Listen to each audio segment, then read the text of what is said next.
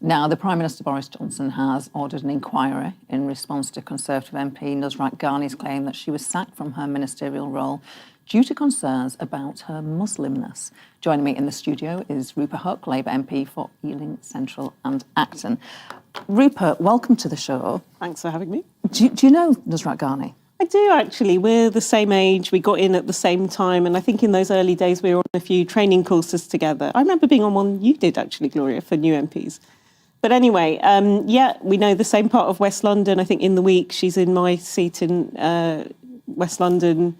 And in fact, just a couple of weeks ago, we were working together on something cross-party. So yeah, she's a decent person. I do know her. Have you been in touch with her since her remarks? Do you know, I texted her yesterday and said, I bet your phone's off the hook, with people saying the same, but massive solidarity and thank you for speaking out. Because I think these kind of things are often buttoned up and, you know, bottled up and all this. So massive courage it must have taken, yeah. Do you think Parliament is a welcoming place for Muslim MPs in your experience? I mean, look, I think Parliament, it's been there a long time. That original arch you walk through in Westminster Hall has been there since the year 1090. That's a jolly long time.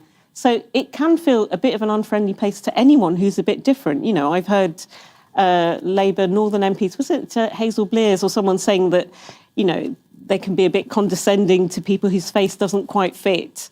Certainly, I found there are certain places in it. I mean, it's a weird building, you know it. But when you go there are whole staircases and lifts and corridors that are for MPs only, members only. I found myself straying into bits of that.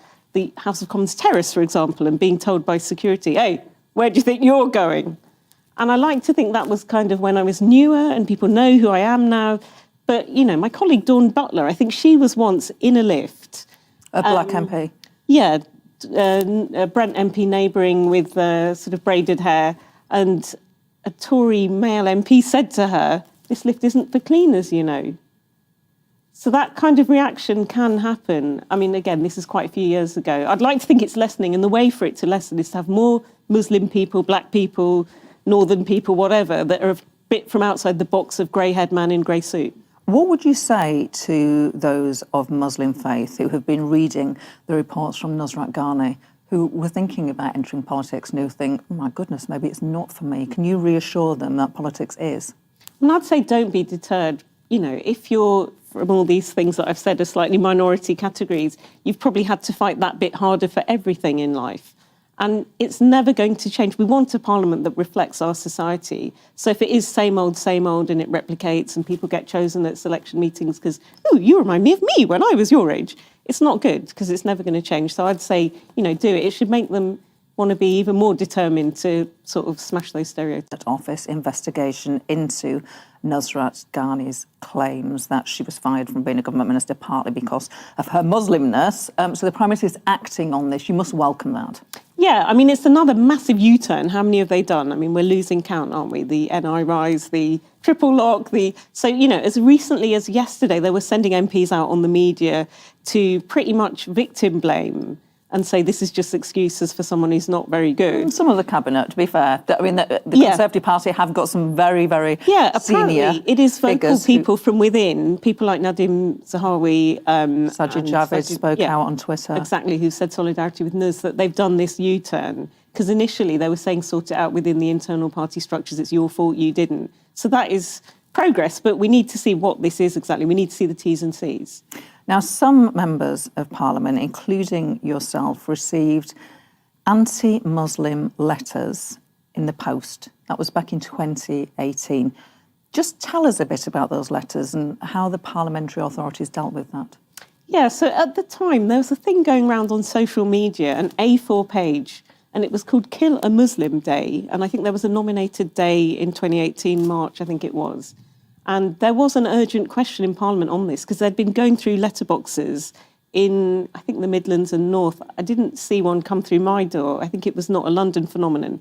But it had a tariff of different things. And it said, spit in the face of one, 10 points, burn someone's house down, 100 points, nuke Mecca, you're the winner. And it was inciting people to do these things. It was called Kill a Muslim Day.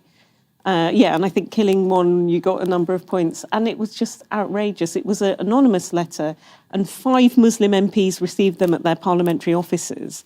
So I was in my select committee, far away from my office, and the person whose job it was to open the post every day found that it was that letter, but it was also oozing with a weird substance.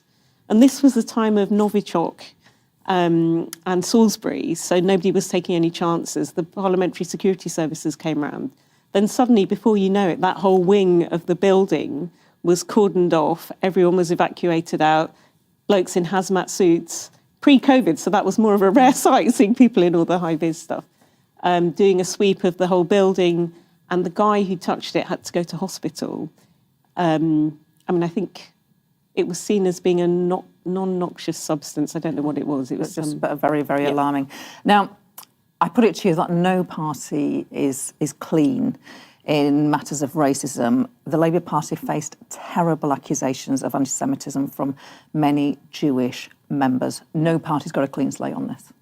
I mean, it was a very dark period of Labour's history that, you know, people were not able to go to Labour Party meetings and say, you know, I often say, as a woman, as a Muslim, as a this, as a that, as an Asian, it's completely wrong. And kids on university campuses felt intimidated. We are dealing with that. There was full cooperation with the AHRC inquiry. I think the Conservatives need to have one as well, because, again, there's a lot of... They were always very keen to point fingers, rightly, at our problems, and we are getting our house in order now.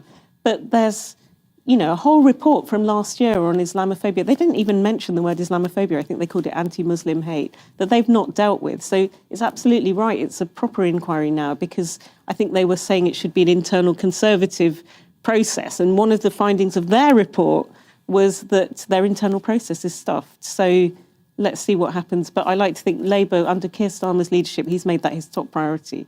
We're sorting it out. They need to next.